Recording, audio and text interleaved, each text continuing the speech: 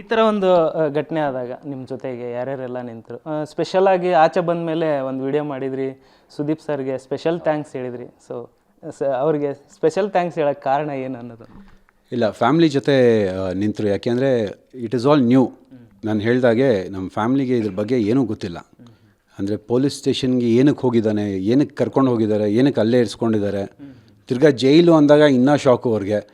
ಅಂದರೆ ಯೂಶಲಿ ಕೈ ಬಾಯಿ ಆಡೋದಿಲ್ಲ, ಏನಾಗ್ತಿದೆ ಅಂತಲೇ ಗೊತ್ತಿಲ್ಲದೆ ಇರೋವಾಗ.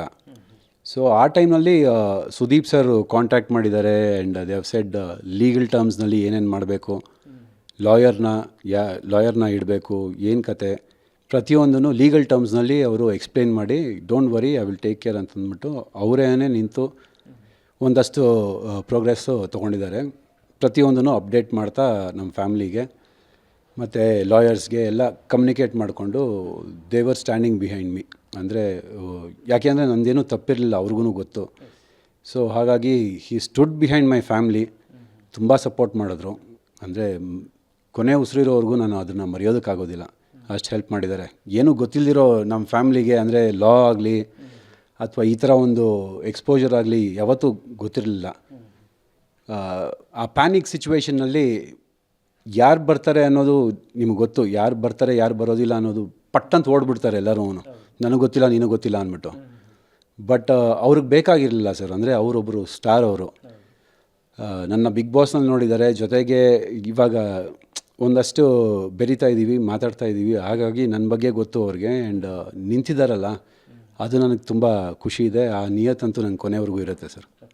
ಅದೇ ಗಾಡ್ ಫಾದರ್ ಅಂತ ಎಲ್ಲ ಮೆನ್ಷನ್ ಮಾಡಿದ್ರಿ. ಜೊತೆಗೆ ಈಗ ಅವ್ರ ಜೊತೆಗೆ ಸಿನಿಮಾ ಮಾಡ್ತಾಯಿದ್ದೀರ, ಬಿಲ್ಲಾರಂಗ ಭಾಷಾ. ಮೊನ್ನೆ ಅವರ ಒಂದಿಷ್ಟು ಫೋಟೋಗಳನ್ನ ಶೇರ್ ಮಾಡ್ಕೊಂಡು ಹಾಕ್ಕೊಂಡಿದ್ದೆ. ಸೊ ತುಂಬ ಖುಷಿ ಆಯಿತು ಅದನ್ನು ನೋಡಿದರೆ.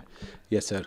ಅಂದರೆ ನಾನು ಬಿಗ್ ಬಾಸ್ ಇಂದ ಬಂದಿದ್ದ ತಕ್ಷಣವೇ ಟ್ವಿಟರ್ನಲ್ಲಿ ಒಂದು ಯಾರೋ ಪ್ರಶ್ನೆ ಕೇಳಿದಾಗ ವಿನಯ್ ಜೊತೆ ಆ್ಯಕ್ಟ್ ಮಾಡ್ತೀರಾ ಅಂತ ಅವ್ರು ಮೆನ್ಷನ್ ಮಾಡಿದರು. ಆ ಮಾತನ್ನ ಅವ್ರು ಉಳಿಸ್ಕೊಂಡಿದ್ದಾರೆ.